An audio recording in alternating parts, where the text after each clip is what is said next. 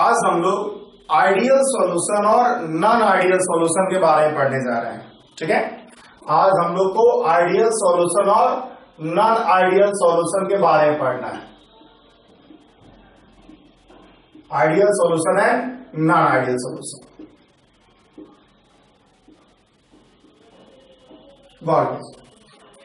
हमने पिछले दो क्लासेस में रॉड्स लॉ के बारे में पढ़ा और ये बताया कि रॉड्स लॉ ये कहता है कि किसी भी कंपोनेंट का सॉल्यूशन के किसी भी कंपोनेंट का vapour pressure mole fraction of that component के डायरेक्टली प्रोपोर्शनल होगा। ठीक है, तो जो सॉल्यूशन रॉड्स लॉ को फॉलो करता है उसको हम लोग बोलते हैं आइडियल सॉल्यूशन, और जो सॉल्यूशन रॉड्स लॉ को फॉलो नहीं करता है उसको हम लोग बोलते हैं नॉन आइडियल सॉल्यूशन। तो आइडियल सॉल्यूशन और नॉन आइडियल सॉल्यूशन यही है कि ऐसा सॉल्यूशन जो रॉड्स लॉ को फॉलो करे वो आइडियल सॉल्यूशन है, जो रॉड्स लॉ को फॉलो ना करे वो नॉन आइडियल सॉल्यूशन। ठीक है, तो solution which follows Rod's law, solution which follow Rod's law are called ideal solution,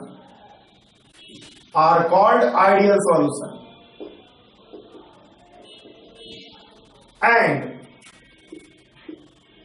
solution which don't follow, solution which don't follow Rod's law, जो रॉड्स लॉ को follow नहीं करता है, don't follow Raoult's law, are called non ideal solution.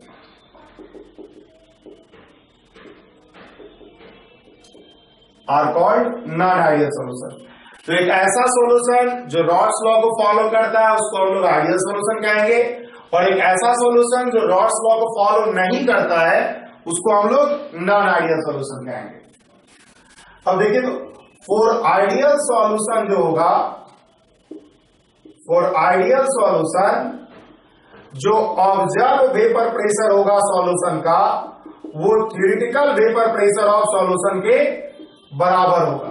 और theoretical vapour pressure of solution का मतलब है एक सॉल्यूट, पी नॉट सॉल्यूट और प्लस एक solvent, P not solvent. Theoretical vapour pressure of solution का मतलब है एक solute, P not solute plus एक सॉल्वेंट, पी नॉट सॉल्वेंट। तो पी ऑब्जर्व, सॉल्यूशन का जो ऑब्जर्व वेपर प्रेशर होगा वो थ्योरेटिकल वेपर प्रेशर के बराबर होगा जो रॉड्स लॉ से आता है और Dalton law partial pressure apply करके आता है। For non ideal solution, for non ideal solution जो ऑब्जर्व वेपर प्रेशर होगा सॉल्यूशन का वो थ्योरेटिकल वेपर प्रेशर के बराबर नहीं होगा। जो ऑब्जर्व वेपर प्रेशर होगा सॉल्यूशन का वो थ्योरेटिकल वेपर प्रेशर के बराबर नहीं होगा। अब जब थ्योरेटिकल वेपर प्रेशर के बराबर नहीं है तो there are two cases possible, या तो थ्योरेटिकल से ज्यादा हो या तो थ्योरेटिकल से कम हो। So non ideal behaviour is of two types. दो तरह का नॉन आइडियल बिहेवियर होता है। पहला, अगर क्या हुआ, अगर आपका जो ऑब्जर्व वेपर प्रेशर है, अगर आपका ऑब्जर्व वेपर प्रेशर सॉल्यूशन का ज्यादा होता है theoretical vapour pressure of solution से, then it is called positive deviation from Raoult's law. It is called positive deviation from Raoult's law. इसको हम लोग रॉड्स लॉ से पॉजिटिव डेविएशन कहते हैं।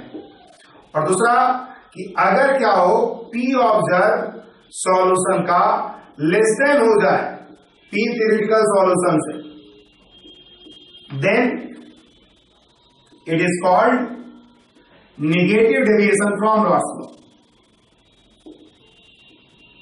Negative deviation from Raoult's law, इसको हम लोग नेगेटिव डेविएशन कहेंगे रॉड्स लॉ से। ठीक है, तो दो तरह का नॉन आइडियल बिहेवियर होगा। एक होगा पॉजिटिव डेविएशन जब आपका observe vapour pressure theoretical vapour pressure से ज्यादा हो, और दूसरा होगा निगेटिव डेविएशन जब observe vapour pressure theoretical vapour pressure से कम हो। तो नॉन आइडियल बिहेवियर दो तरह का होता है, positive deviation and negative deviation. अब हम लोग बारी बारी से सभी सॉल्यूशन के बारे में पढ़ेंगे। आइडियल सॉल्यूशन क्या होगा, कब कोई सॉल्यूशन आइडियल बनेगा, क्या उसका प्रॉपर्टीज होगा, and then after we will study about non ideal solution and its behaviour. Non ideal solution में पॉजिटिव डेविएशन का अलग पढ़ेंगे और फिर नेगेटिव डेविएशन का अलग पढ़ेंगे। तो बारी बारी से हम इन सभी चीजों को अब पढ़ने जा रहे हैं। तो हम लोग सबसे पहले पढ़ेंगे आइडियल सॉल्यूशन के बारे में, कब कोई सॉल्यूशन आइडियल बनेगा। ठीक है, तो हम लोग पढ़ने जा रहे हैं characteristics of ideal solution. Ideal solution, characteristics of ideal solution. सबसे पहली बात यह है कि आइडियल सॉल्यूशन तब बनता है जब solute solute interaction, solvent solvent interaction और solute solvent interaction, intermolecular interaction और intramolecular interaction equal, exactly equal होगा तो एग्जैक्टली आइडियल, हालांकि एग्जैक्टली इक्वल नहीं होगा, नियरली अगर इक्वल हो तो नियरली आइडियल बोलोगे आप। मतलब आइडियल सॉल्यूशन तब बनेगा जब solute solvent interaction, solvent solvent interaction और सॉल्यूट सॉल्वेंट इंटरेक्शन सब क्या हो, आपस में बराबर। और ये कब होगा, गौर करने वाली बात यह है कि ये तभी होगा जब सॉल्यूट और सॉल्वेंट दोनों सिमिलर नेचर का होगा। जब सॉल्यूट सॉल्वेंट दोनों सिमिलर नेचर का होगा, लगभग लगभग सेम होगा, तब जाके ऐसा सॉल्यूशन बनेगा। ठीक है, तो सबसे पहला पॉइंट हम लिख सकते हैं, formed by solute and solvent of similar nature. Similar nature of solute और सॉल्वेंट अगर रहा तब बनेगा। जैसे कि कुछ एग्जांपल हम सबसे पहले इसी चीज को आज कर लेते हैं। सबसे पहले हम एग्जांपल ही कर लेते हैं, जैसे कि वाटर और आप मिथेनॉल लो, दोनों के बीच में आयरन बॉन्डिंग होता है। अगर आप इथेनॉल और मिथेनॉल लो, दोनों आपस में आयरन बॉन्डिंग करेगा, उसके बीच में आयरन बॉन्डिंग है। बेंजीन और टॉलिन लो, दोनों एक तरह का नेचर का है। अगर आप फॉर्मल्डिहाइड और एस्टल्डिहाइड लेते हो, एस्टल्डिहाइड एंड फॉर्मल्डिहाइड लेते हो, दोनों एक तरह के नेचर का है। अगर आप एस्टिक एसिड और फॉर्मिक एसिड लेते हो, दोनों एक तरह का है। तो इस तरह का सॉल्यूट और सॉल्वेंट जिसमें दोनों एक दूसरे के बराबर लगभग दिख रहा हो, थोड़ा सा अंतर, उस तरह का केस में क्या होता है, आइडियल सॉल्यूशन बनता है। अगर सेम नेचर का हो, लगभग लगभग मिल रहा हो, ठीक है, एक तरह का बॉन्डिंग हो रहा हो, सॉल्यूट सॉल्वेंट के बीच में, सॉल्वेंट सॉल्वेंट के बीच में और सॉल्यूट सॉल्वेंट के बीच में। ठीक है, इन आइडियल सॉल्यूशन क्या होगा, जब दोनों सेम तरह का नेचर का है, तो ideal solution solute solute interaction, solute solute interaction, solvent solvent interaction, solute solvent interaction, solvent solvent interaction and solute solvent interaction. Interaction is of equal strength। Equal strength का होगा, जितना सॉल्यूट सॉल्यूट इंटरेक्शन होगा, जितना solvent solvent interaction होगा, उतना ही solute solvent interaction होगा। ये बात गौर करना, क्योंकि एक तरह का नेचर का तो ये होगा। तीसरा पॉइंट अगर हम बात करें, तो जबकि सारा का सारा सभी इंटरेक्शन एक तरह का है, तो जितना तोड़ने में लगेगा एनर्जी सॉल्यूट सॉल्यूट और सॉल्वेंट सॉल्वेंट को, उतना ही बनने में रिलीज होगा। तो enthalpy of solution, enthalpy of solution,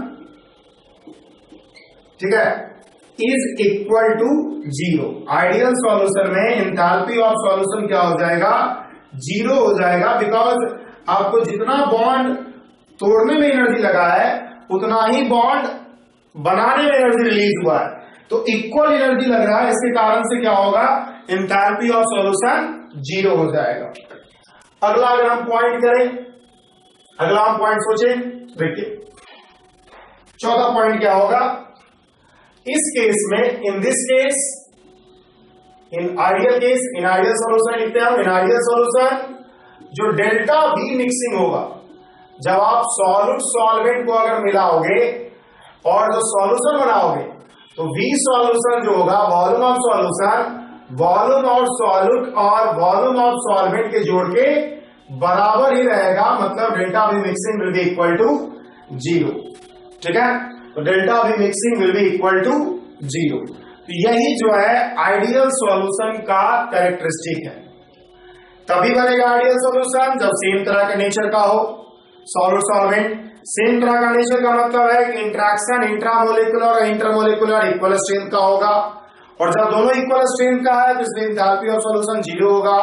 और वॉल्यूम मिक्सिंग, वॉल्यूम में जो चेंज होगा मिक्स करने के बाद वो कुछ नहीं होगा, आप 10 मिलीलीटर सॉल्यूट और 100 मिलीलीटर सॉल्वेंट लेते हो तो सॉल्यूशन बनेगा 110 मिलीलीटर, तो 110 minus 100 plus 10 will be equal to 0। तो ये सभी टर्म्स हैं जो आइडियल सॉल्यूशन को कैरेक्टराइज करते हैं। ठीक है, अब देखिए हम लोग अगला पॉइंट पढ़ते हैं, अब positive deviation from Raoult's law. हम लोग अगला पॉइंट पढ़ने जा रहे हैं, positive deviation from Raoult's law.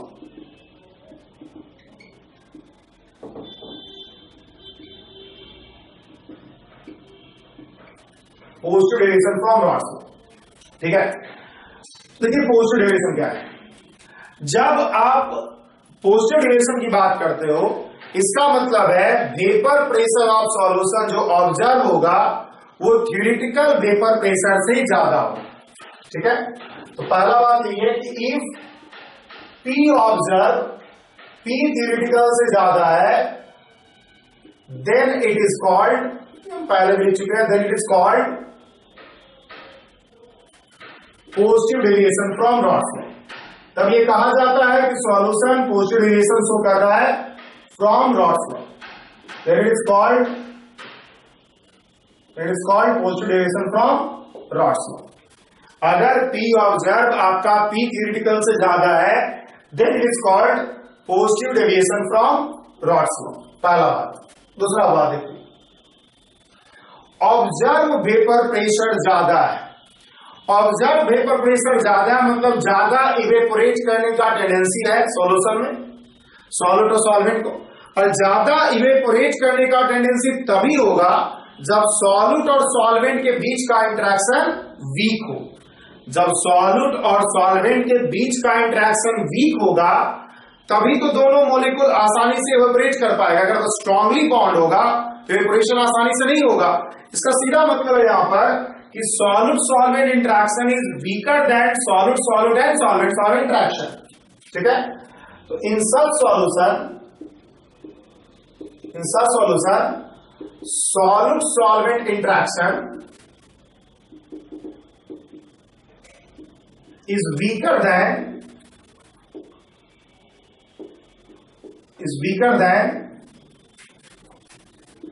solute and solvent interaction.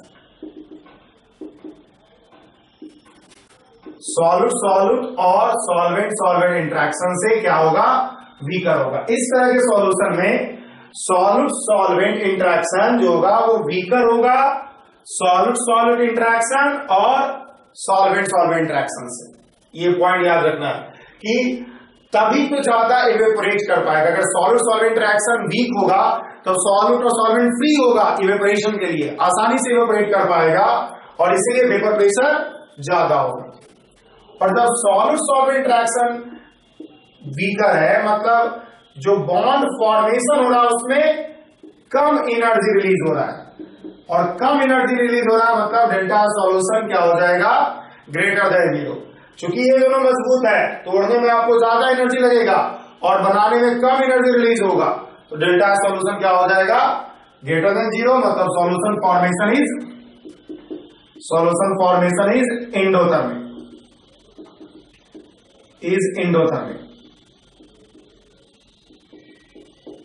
Solution formation जो होगा एंडोथर्मिक होगा। बात अगर हम चौथे पॉइंट की करें तो delta V solution, delta V mixing इन सब सॉल्यूशन डेल्टा वी मिक्सिंग क्या होगा? तो डेल्टा वी मिक्सिंग क्या होगा? ये भी कहने का मतलब V solution minus V solute plus V solvent, ये भी क्या होगा? ग्रेटर देन 0 होगा। बात समझ आ रहा है? V solution minus V solute plus V solvent greater than 0 होगा। क्यों होगा? देखिए, अब आपको अभी बताया गया सॉल्यूट सॉल्वेंट इंटरेक्शन वीक है, मतलब सॉल्यूट और सॉल्वेंट मॉलिक्यूल एक दूसरे से दूर रहेगा। जब दूर रहेगा तो अगर आप 100 मिलीलीटर सॉल्वेंट लिए, 10 मिलीलीटर सॉल्वेंट लिए, तो दोनों को मिलाओगे एक दूसरे से दूर जब जाएगा तो वॉल्यूम ऑफ सॉल्यूशन 110 से ज्यादा आ जाएगा, तो एक दूसरे को रिपेल कर रहा होगा। ठीक है, रिलेटिवली रिपेल कर रहा होगा। इस बात को गौर कीजिएगा, जब आप सॉल्यूट सॉल्वेंट इंटरेक्शन कर रहे हैं, वीकर है, इसका मतलब है कि रिलेटिवली रिपेल कर रहा है, रिलेटिवली रिपेल कर रहा है। हम रिलेटिव शब्द इस्तेमाल कर रहे हैं, इसका मतलब है जितना अट्रैक्टिव फोर्स सॉल्वेंट सॉल्वेंट के बीच में है, उससे कम अट्रैक्टिव फोर्स सॉल्वेंट सॉल्वेंट के बीच में है, इसलिए हम लोग कह सकते हैं रिलेटिवली रिपेल कर रहा है। तो वी सॉल्यूशन जो होगा ज्यादा होगा वी सॉल्वेंट और वी सॉल्वेंट से, because in solution solute and solvent relatively repel each other. Solute और सॉल्वेंट रिलेटिवली क्या कर रहा है? दूसरे को रिपेल कर रहा है। ये पॉइंट हुआ। अगर हम बात करें पांचवा पॉइंट का, ठीक है, अगर हम बात करें अगले पॉइंट पांचवा पॉइंट का, तो देखिएगा इस तरह के सॉल्यूशन का वेपर प्रेशर ज्यादा है, और वेपर प्रेशर ज्यादा होने का मतलब है कि कम ही टेम्परेचर पे वेपर प्रेशर इसका एक्सटर्नल एटमॉस्फेरिक प्रेशर के बराबर हो जाएगा, और जब कम ही टेम्परेचर पे एक्सटर्नल एटमॉस्फेरिक प्रेशर के बराबर वेपर प्रेशर हो गया, मतलब कम ही टेम्परेचर पे बॉइल टेम्परेचर अटेन कर लिया। मतलब इस तरह के सॉल्यूशन में जो बॉइलिंग पॉइंट ऑफ सॉल्यूशन होगा वो लेस देन होगा compare to that of ideal solution, because ज्यादा जब इवेपोरेट कर रहा है तो कम ही टेम्परेचर पर इतना इवेपोरेट कर जाएगा कि वेपर प्रेशर जो होगा एटमॉस्फेरिक प्रेशर के बराबर हो जाएगा। इस केस में क्या होगा? इन दिस केस इन सब सॉल्यूशन लिखते हैं वेपर प्रेशर को ऑब्जर्व करो, boiling point of solution is less than that of ideal solution.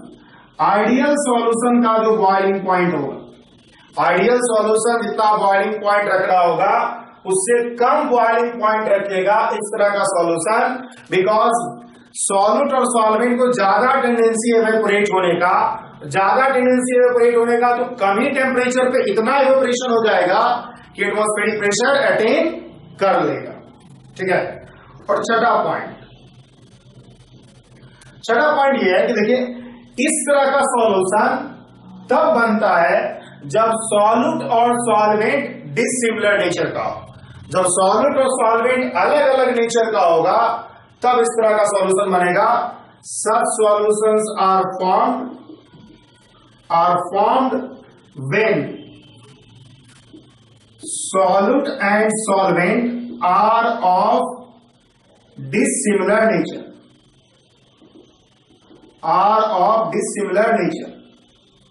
जब सॉल्यूट और सॉल्वेंट अलग अलग नेचर का हो, डिसिमिलर नेचर का हो, तब क्या होता है? Positive deviation from Raoult's law होगा, बिकॉज सॉल्यूट सॉल्वेंट के बीच में कोई स्ट्रॉन्ग इंटरेक्शन नहीं होगा। जैसे कि फॉर एग्जांपल में अगर आप चाहो तो हम कुछ एग्जांपल लिखेंगे।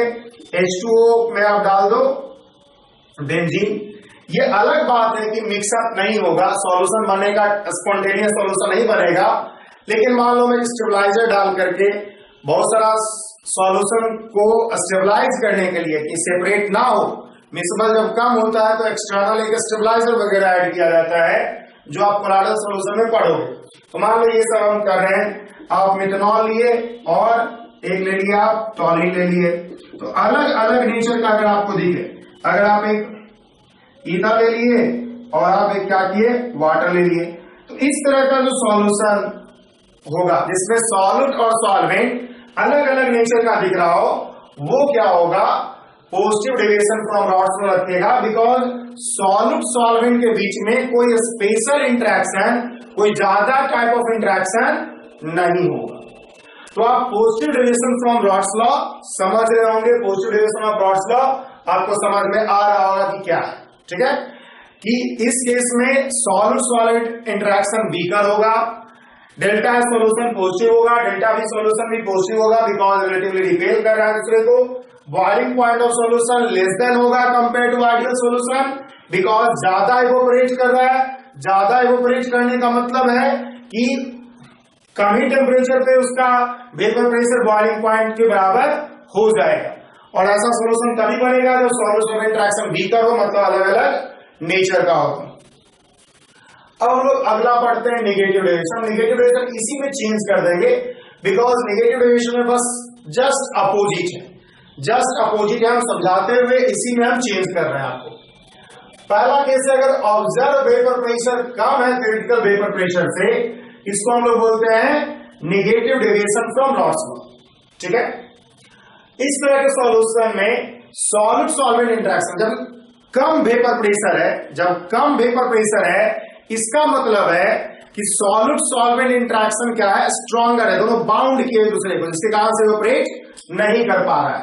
इसके कारण से क्या होगा, स्ट्रॉन्गर हो गया।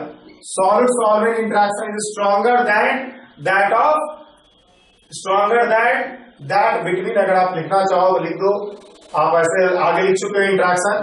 तो सॉल्यूट सॉल्वेंट इंटरेक्शन स्ट्रॉन्गर होगा, इंटरमोलिकुलर इंटरेक्शन स्ट्रॉन्गर है इंट्रामोलिकुलर से। आप ऐसा कह सकते हो, बेसिकली उस तरह से कहना ज्यादा अच्छा नहीं है, आप ऐसे ही कहो सॉल्यूट सॉल्वेंट इंटरेक्शन स्ट्रॉन्गर होगा। जब स्ट्रॉन्गर होगा तो कम इवेपोरेट करेगा, जब कम इवेपोरेट करेगा तो वेपर प्रेशर कम होगा।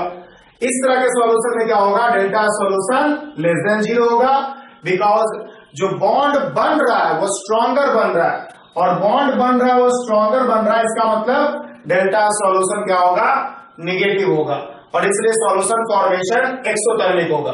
इस तरह के सॉल्यूशन में जो डेल्टा भी मिक्सिंग होगा, V solution minus V solvent plus V solvent, वो क्या होगा, लेस देन 0 होगा। बिकॉज आप समझ सकते हो कि सॉल्यूट और सॉल्वेंट रिलेटिवली क्या कर रहा है, अट्रैक्ट कर रहा है। बात यही है कि जितना फोर्स सॉल्वेंट के बीच में है, सॉल्वेंट के बीच में है, सॉल्वेंट के बीच में है, सॉल्वेंट के बीच में ज्यादा है, मतलब इतना इंटरेक्शन बहुत ज्यादा हो गया है। इंटरेक्शन ज्यादा हो गया, ज्यादा अट्रैक्ट कर रहा है दूसरे को, तो रिलेटिवली अट्रैक्ट कर ले रहा है। अट्रैक्ट कर रहा है मतलब वॉल्यूम श्रिंक कर जाएगा। इसका मतलब वॉल्यूम ऑफ सॉल्यूशन कम हो जाएगा compare to volume of solvent plus volume of solvent, ठीक है। अब क्या होगा इस तरह के केस में, boiling point of solution, boiling point of solution क्या होगा, ज्यादा होगा, क्योंकि जब वेपोराइज कम हो रहा है तो आपको ज्यादा टेम्परेचर पे उसका vapour pressure external atmospheric pressure के बराबर हो पाएगा। बात समझ आ रहा है, जब वेपोराइज कम हो रहा है इसका मतलब आपको ज्यादा टेम्परेचर पर गर्म करना होगा ताकि वेपर प्रेशर एटमॉस्फेरिक प्रेशर के बराबर हो जाए, और इसलिए boiling point of solution will be greater than that of ideal solution. अगर हम बात करें अगला, सब सॉल्यूशन ऑफ फॉर्म, इस तरह का सॉल्यूशन तब बनता है when solute and solvent has a special type of interaction between them, a special type of interaction between them. जब उनके बीच में special type of interaction possible हो तभी बनता है। जैसे कि देखिए हम कुछ एग्जांपल में इधर आपको लिख रहे हैं, जैसे कि आपको लिख रहे हैं हम क्लोरोफॉर्म एंड एसीटोन। ये हर किताब में आपको एग्जांपल दिख जाएगा, इसको समझिए। एक्चुअल में एक ऐसा केस है जहां पे हाइड्रोजन बॉन्डिंग होगा, एक हाइड्रोजन बॉन्डिंग का केस है, क्लोरीन क्लोरीन क्लोरीन, जिसके कारण से हाइड्रोजन पे बहुत ज्यादा डेल्टा प्लस होगा, ठीक है, हम पहला केस ले रहे हैं। और ये जो होगा ऑक्सीजन के साथ अटैच कर जाएगा थ्रू हाइड्रोजन बॉन्डिंग। तो देखिएगा ये हाइड्रोजन बॉन्डिंग हो गया, और हाइड्रोजन बॉन्डिंग होने के कारण जो सॉल्यूट सॉल्वेंट इंटरेक्शन हुआ वो स्ट्रॉन्गर हो गया कंपेयर टू सॉलिड। इसके बीच में हाइड्रोजन बॉन्डिंग नहीं है, क्लोरोफॉर्म के बीच में, एसीटोन के बीच में हाइड्रोजन बॉन्डिंग नहीं है, डाइपोल डाइपोल इंटरेक्शन है, लेकिन आपस में सॉल्यूट और सॉल्वेंट आपस में क्या हो गया है, हाइड्रोजन बॉन्डिंग, जो कि एक मजबूत बॉन्डिंग होता है compare to dipole dipole interaction, और इसलिए क्या होगा, नेगेटिव डेविएशन शो करेगा। अगर हम अगला बात करें HF एंड H2O, तो गौर करने वाली बात है कि HF और H2O के बीच में जो हाइड्रोजन बॉन्डिंग होता है स्ट्रॉन्गर होता है। ठीक है, ये थोड़ा सा अब हाइड्रोजन बॉन्डिंग में आपको पढ़ाया जाएगा कैसे, क्यों is hydrogen bonding between HF and water is stronger.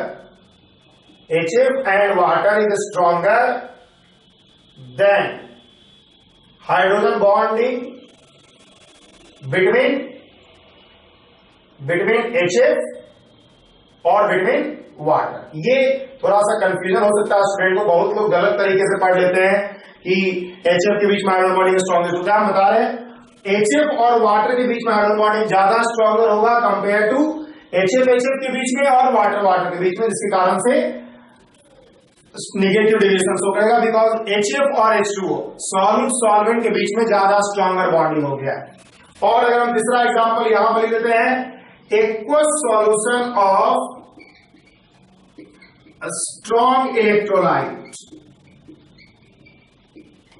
ठीक है, ड्यू टू हाइड्रेशन के कारण aqueous solution of strong electrolyte. जैसे कि अगर आपने HCl को वाटर में डाला, HCl इन वाटर, तो होगा क्या, ये टूट जाएगा H+ में और Cl- में।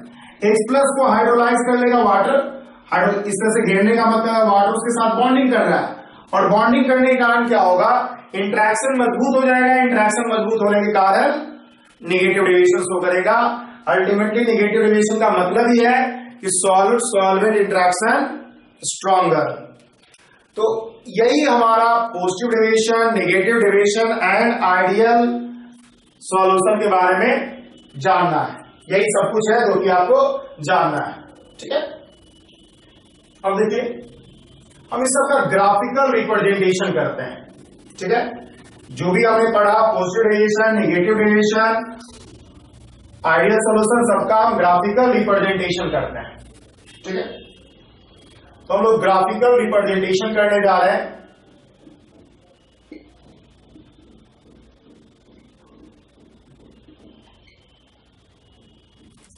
हम सबसे पहले आइडियल सॉल्यूशन को रिप्रेजेंट कर रहे हैं, एंड देन आफ्टर हम लोग रिप्रेजेंट करेंगे positive deviation from ideal solution. Positive deviation from Raoult's law represent करेंगे, और फिर हम negative deviation from Raoult's law भी रिप्रेजेंट करेंगे।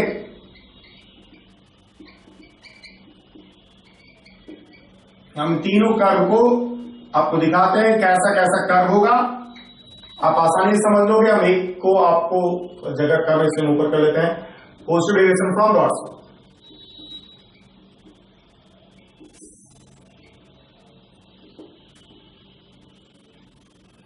देखिए हम क्या करते हैं, मान लेते हैं दो कंपोनेंट है सॉल्यूशन का, ए और बी। हम दो कंपोनेंट्स, चूंकि बड़ा बड़ा टर्म लिखना पड़ता है सॉल्यूट सॉल्वेंट, इसलिए हम सॉल्यूट मान लेते हैं ए है और सॉल्वेंट मान लेते हैं बी है। कोई भी आप किसी को मान सकते हो, उसमें कोई इश्यू नहीं है। पीए और पीबी रेशियो को हम प्लॉट कर रहे हैं, किसके वर्सेस, मोल फ्रैक्शन के वर्सेस। इधर हम एक्स से प्लॉट कर रहे हैं, मोल फ्रैक्शन ऑफ ए, और आप जानते हो कि पीए विल बी इक्वल टू क्या होगा, P naught A into x. तो अगर ये वाई एक्सिस है जहां पर पीए है, और अगर ये एक्स एक्सिस है जहां पे मोल फ्रैक्शन है, तो आप आसानी से समझ सकते हो कि ये इक्वेशन क्या है, y is equal to M into X. y is equal to M into X, इस तरह से आप लिखो एक straight line, P A is equal to P naught A into X से आपने लिख दिया। ठीक है, अब अगर आपका मोल फ्रैक्शन ए का इधर है, तो मोल फ्रैक्शन ए का इधर 0 से 1 हो रहा होगा यहां पे मैक्सिमम, तो तो मोल फ्रैक्शन बी का क्या होगा? मोल फ्रैक्शन बी का इधर से इधर वैरी करेगा, ऑब्वियस सी बात है। मोल फ्रैक्शन बी का हमारा इधर से इधर वैरी करेगा, बिकॉज अगर इसका मोल फ्रैक्शन 1 है तो इसका मोल फ्रैक्शन 0 होगा एंड वाइस वर्सा। अगर हम इसकी बात करें पीबी का, तो ये भी क्या होगा? पी नोट बी और एक्स बी, मतलब वाई एक्सिस ये है, एक्स एक्सिस ये है। तो अगर आपका वाई एक्सिस ये है, एक्स एक्सिस ये है, तो आपका जो लाइन होगा Y is equal to M X, वो इस तरह से प्लॉट होगा। तो हम प्लॉट करते हैं Y is equal to M X, ठीक है, Y is equal to M X. हमने क्या किया? PV is equal to P naught B into X B को प्लॉट किया। अब आप जानते हो पी सॉल्यूशन क्या होता है? पी सॉल्यूशन इन दोनों का जोड़ होगा, तो P solution will be equal to P A plus P B. आपको ये अच्छे समझ में होगा। हम simply y is equal to M X को कर्व को ड्रॉ किया है। एक में y एक्सिस इधर, x एक्सिस इधर था, इसलिए ऐसा प्लॉट हुआ। एक में y एक्सिस ऐसा था, x एक्सिस ऐसा था, इसलिए इधर प्लॉट हुआ। दोनों को जोड़ करके हमने p सॉल्यूशन निकाल दिया। अगर हम पॉजिटिव डेरिवेशन की बात करें तो पॉजिटिव डेरिवेशन रॉल्स लॉ से क्या होगा? pa है, pb है, 0 और 1, 0 और 1, इधर x है और इधर xb है। आप जानते हो कि आइडियली क्या होता है? ये इस तरह से होगा और ये इस तरह से हो रहा है। आप आइडियली केस जान रहे हो? जब जान रहे हो पॉजिटिव डेविएशन है, इसका मतलब जो आइडियल केस है, जो आइडियल सॉल्यूशन का केस है, उससे वेपर प्रेशर क्या होगा? आपका ज्यादा होगा। और वेपर प्रेशर अगर ज्यादा होगा तो आप किस तरह से प्लॉट करोगे? इस तरह से प्लॉट करोगे। ज्यादा वेपर प्रेशर है आपका तो आप ज्यादा कर दिए, और अगर आप ये करोगे तो आपका ये होगा, ज्यादा होगा। ये हो गया पीए, ये हो गया पीबी और ये हो गया पी सॉल्यूशन, ठीक है। ये हो गया पीए, ये हो गया पीबी और ये हो गया पी सॉल्यूशन। अगर हम इसी तरह से नेगेटिव डेविएशन को प्लॉट करना चाहें तो negative deviation from Rawls law इसी तरह से प्लॉट होगा। थोड़ा हम छोटा बना रहे हैं कर्व को, बिकॉज जगह हमारे पास कम है। 0 XA और इधर हो गया 1, इधर 0 XB और इधर हो गया 1। अगर हम इधर PA प्लॉट कर रहे हैं, इधर PB प्लॉट कर रहे हैं, तो आपके पास ये आएगा एक्सप्रेशन क्या? यहां से यहां जो है आपका आइडियल केस में इस तरह से था, आइडियल केस में आपका इस तरह से था, आइडियल केस में आपका जो है इस तरह से कर्व है। तो जब नेगेटिव डेविएशन की बात कर रहे हैं हम, तो आपका क्या होगा? जो आइडियल केस है उससे कम होगा, मतलब नीचे की तरफ होगा टिल्टेड, नीचे की तरफ होगा टिल्टेड और नीचे की तरफ होगा टिल्टेड। तो ये हो गया पीए, ये हो गया पीबी, ये हो गया पी सॉल्यूशन। तो यही रिप्रेजेंटेशन ऑफ डिफरेंट कर्व है। आइडियल सॉल्यूशन के केस में स्ट्रेट लाइन होगा, पॉजिटिव डेविएशन के केस में आइडियल से थोड़ा ज्यादा रहेगा वेपर प्रेशर, क्योंकि पॉजिटिव डेविएशन का मतलब ही है कि जो ऑब्जर्व वेपर प्रेशर है वो ज्यादा होगा जो रॉड्स लॉ से आ रहा है उससे, और नेगेटिव डेविएशन में कम होगा, that calculated from Raoult's law. जो रॉड्स लॉ से कैलकुलेट किया गया उससे कम होगा, ठीक है। तो यही ग्राफिकल रिप्रेजेंटेशन है अलग अलग तरह के सॉल्यूशन, ठीक है। अब देखिए हम लोग एक पॉइंट, लास्ट पॉइंट जो हमारे सिलेबस में है पॉजिटिव डेविएशन नेगेटिव डेविएशन के बारे में पढ़ने के लिए, वो है एजियोट्रॉपिक सॉल्यूशन, ठीक है, या एजियोट्रॉपिक मिक्सचर। एजियोट्रॉपिक मिक्सचर या एजियोट्रॉपिक सॉल्यूशन, आप जो कहो, ठीक है। देखिए एजियोट्रॉपिक मिक्सचर क्या है। अगर हम सबसे पहले हम ये आपको एक इवेंट बताते हैं। अगर आप वाटर को गर्म करते हो, प्योर वाटर अगर आप लेते हो और गर्म करते हो, पानी है भरा हुआ यहां पर, तो बॉइलिंग पॉइंट इसका क्या है? 100 डिग्री सेल्सियस। थोड़ा देर बाद अगर वाटर घट गया तब इसका बॉइलिंग पॉइंट 100 डिग्री सेल्सियस ही होगा। थोड़ा देर बाद अगर बॉइलिंग पॉइंट मतलब वाटर और घट गया तब भी इसका बॉइलिंग पॉइंट 100 डिग्री सेल्सियस ही होगा। मतलब boiling point of a pure substance is constant. मतलब boiling point of a pure substance is constant. Is constant, time के साथ चेंज नहीं कर रहा है। ऐसा नहीं है कि आप एक गिलास पानी लोगे तो ज्यादा में बॉयल करेगा टेम्परेचर पे, हाफ गिलास पानी लोगे तो कम पे करेगा, और कम पानी लोगे तो और कम पे करेगा, ऐसा कुछ नहीं है, बॉइलिंग पॉइंट सेम हो। लेकिन अगर हम क्या करते हैं, अभी सीमेंट को देखिए, हम इसी वाटर में क्या किया, 10 ग्राम NaCl डाल दिया, नमक डाल दिया। इसका बॉइलिंग पॉइंट हम मान लेते हैं, अभी आपको अभी पता नहीं है तो चलिए छोड़िए, अभी आप जान लीजिए कि थोड़ा सा बढ़ता है, ठीक है।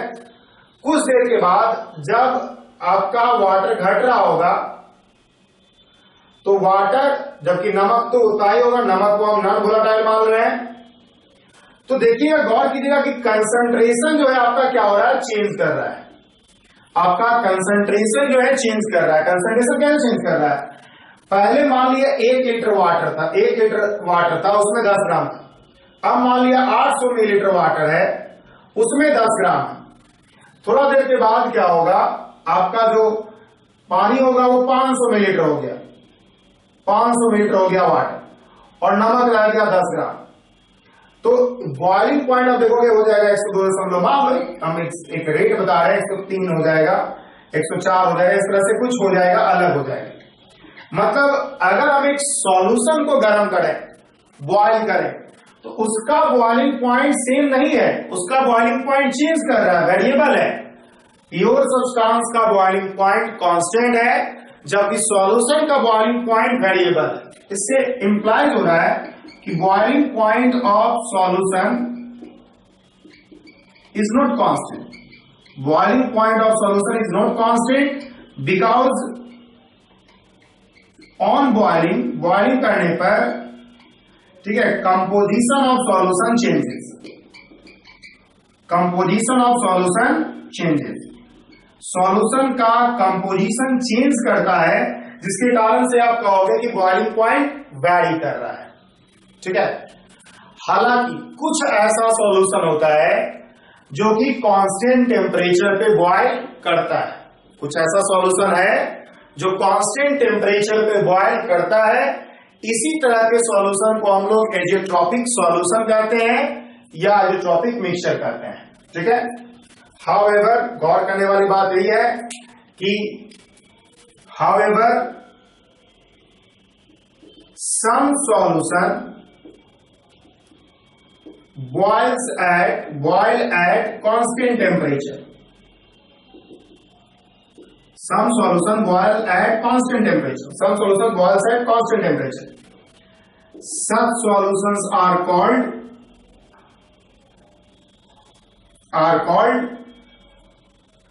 azeotropic mixture या solution. इसी तरह के सॉल्यूशन को हम लोग क्या कहते हैं, एजियोट्रोपिक मिक्सचर कहते हैं या एजियोट्रोपिक सॉल्यूशन कहते हैं। तो बात यही है कि अगर आप प्योर सॉल्वेंट को गर्म करो तो हमेशा कांस्टेंट टेम्परेचर में बॉयल करता रहेगा, सब्सटेंस का अमाउंट कितना भी लो। लेकिन अगर आप एक सॉल्यूशन को बॉयल करना शुरू करोगे तो उसका बॉइलिंग पॉइंट चेंज करता रहेगा, और बॉइलिंग पॉइंट चेंज करने का कारण क्या होगा, क्योंकि उसका कंपोजिशन चेंज कर रहा है, कंसंट्रेशन चेंज कर रहा है। हालांकि कुछ ऐसा सॉल्यूशन होता है जो कांस्टेंट टेम्परेचर पे बॉयल करता है, इसी तरह के सॉल्यूशन को हम लोग क्या कहते हैं, एजियोट्रोपिक मिक्सचर या एजियोट्रोपिक सॉल्यूशन कहते हैं, ठीक है। आप समझ गए होंगे कि एजियोट्रोपिक सॉल्यूशन क्या है। अब देखिए, एजियोट्रोपिक सॉल्यूशन दो तरह का होता है। एजियोट्रोपिक सॉल्यूशन दो तरह का होता है। There are two types of azeotropic solution.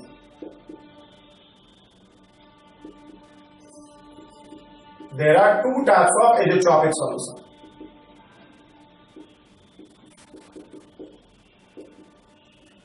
पहला हम लोग लिखेंगे मिनिमम या मैक्सिमम बॉइलिंग एजियोट्रॉप। दोनों होता है, एक मिनिमम बॉइलिंग एजियोट्रॉप होता है और एक मैक्सिमम बॉइलिंग एजियोट्रॉप होता है। दोनों एक दूसरे का जस्ट रिवर्स है। अगर आप एक समझ रहे हो तो दूसरा आप आसानी से समझ लो।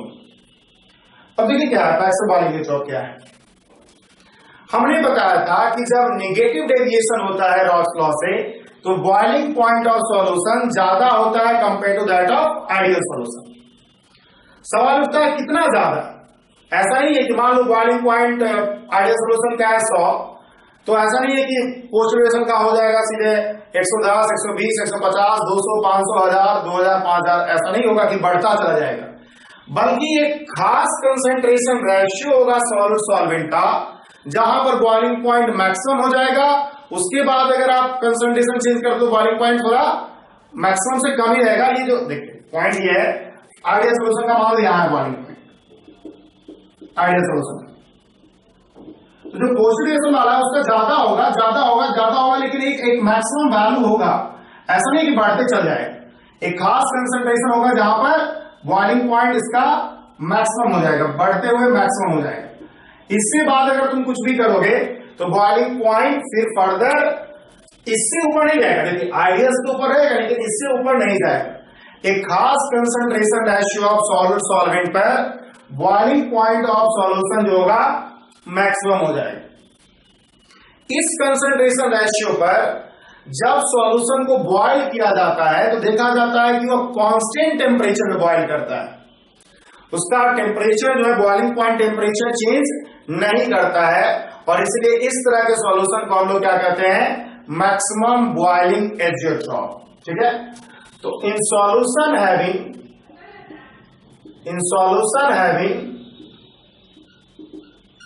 Negative deviation from Raoult's law, Raoult's law से अगर नेगेटिव डेविएशन है, boiling point of solution is higher than या larger than boiling point of ideal solution. Ideal solution के बॉइलिंग पॉइंट से बॉइलिंग पॉइंट इस तरह के सॉल्यूशन का क्या होगा, ज्यादा होगा, पहला पॉइंट। अब जब बॉइलिंग पॉइंट ज्यादा है इस तरह के सॉल्यूशन का, तो हमने अभी कहा कि एक खास कंसंट्रेशन रेशियो पर बॉइलिंग पॉइंट मैक्सिमम होगा। At a certain concentration ratio,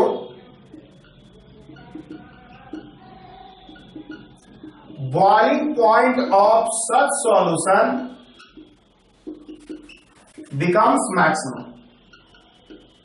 Boiling point of such solution becomes maximum.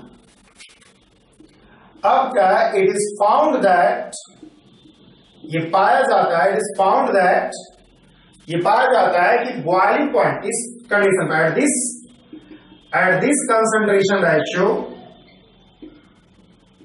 at this concentration ratio, when solution is boiled,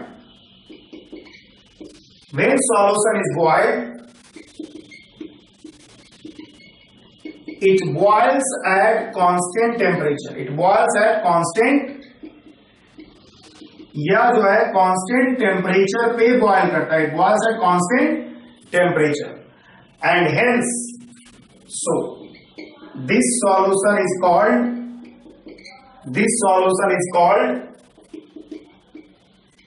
maximum boiling azeotrope. This solution is called maximum boiling azeotrope. इसी को हम लोग क्या कहते हैं, maximum boiling azeotrope कहते हैं। मतलब एक ऐसा सॉल्यूशन जो पॉजिटिव डेविएशन रख रहा है रॉड्स लॉ से, वो क्या करेगा, नेगेटिव डेविएशन रख रहा है रॉड्स लॉ से, वो मैक्सिमम बॉइलिंग एजियोट्रॉप बनाएगा। जो पॉजिटिव डेविएशन रखेगा रॉड्स लॉ से, वो मिनिमम बॉइलिंग एजियोट्रॉप बनाएगा। अगला केस, ठीक है, ये समझना। जब नेगेटिव डेविएशन कर रहा है तो बॉइलिंग पॉइंट ज्यादा है, एक खास कंसंट्रेशन रेशियो पे बॉइलिंग पॉइंट मैक्सिमम हो जा रहा है। इसी मैक्सिमम बॉइलिंग पॉइंट पे जो कंसंट्रेशन रेशियो है, इस पे जब बॉयल किया जाता है सॉल्यूशन को, तो वो कांस्टेंट टेम्परेचर पे बॉयल करता है, और इसीलिए इसको हम लोग मैक्सिमम बॉइलिंग एजियोट्रॉप करते हैं। अगर हम दूसरा केस लें, मिनिमम बॉइलिंग एजियोट्रॉप, दूसरा सॉल्यूशन होता है मिनिमम बॉइलिंग एजियोट्रॉप। तो मिनिमम बॉइलिंग एजियोट्रॉप में क्या होगा, फिर बिल्कुल उसी तरह से in solution having positive deviation from Raoult's law, ठीक है, boiling point of solution is smaller than या lower than that of boiling point of ideal solution. At a certain concentration ratio, boiling point of such solution becomes minimum. यहां पे क्या, किसी concentration ratio पे minimum हो जाता है. It is found that at this concentration ratio, when solution is boils at constant temperature, so this solution is called minimum boiling azeotrope. इसी solution को हम लोग क्या कहेंगे, मिनिमम बॉइलिंग एजेट्रॉप कहेंगे। तो याद रखना आपको यह है कि जब मैक्सिमम बॉइलिंग एजेट्रॉप होगा वो नेगेटिव डेविएशन वाले केस में होगा। आपको ऐसा पूछेगा कौन सॉल्यूशन पॉजिटिव डेविएशन करेगा, कौन सॉल्यूशन नेगेटिव डेविएशन करेगा। इसी को अदर वे राउंड ऐसा ही पूछा जा सकता है, कौन सॉल्यूशन मैक्सिमम बॉइलिंग एजेट्रॉप बनाएगा। तो मैक्सिमम बॉइलिंग एजेट्रॉप तभी बनाएगा जब नेगेटिव डेविएशन शो कर रहा है, मिनिमम बॉइलिंग एजेट्रॉप तभी बनाएगा जब पॉजिटिव डेविएशन शो कर रहा है। तो ये सब आप आसानी से कर सकते हो, इसमें कोई डाउट नहीं है। इस तरह से हम लोग वेपर प्रेशर ऑफ सॉल्यूशन का पार्ट फिनिश करते हैं।